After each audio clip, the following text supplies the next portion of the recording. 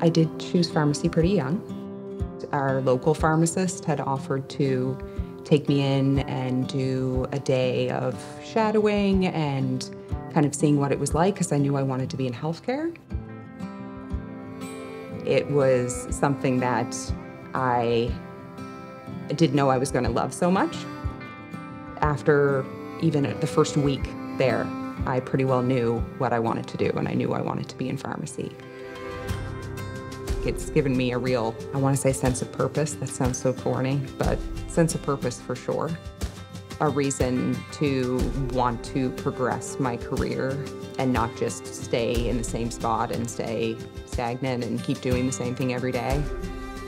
I think there's a place for everybody in pharmacy. There's research, which we need research in pharmacy to get funding for the things that we're doing on the front line. You have hospital, which is a good mix of working with doctors and nurses, and then you have teaching. I know people that just teach. You can even decide that you just want to work relief and travel around. You don't have to stay in one spot.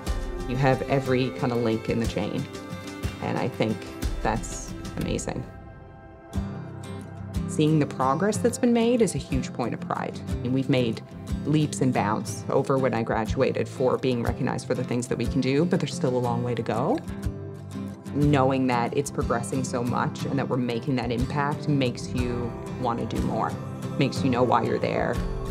I can happily say if somebody asks me what I do, and if I'm happy with what I do, I can say yes. And I think that's a really good thing to be able to say, and not everybody can say it.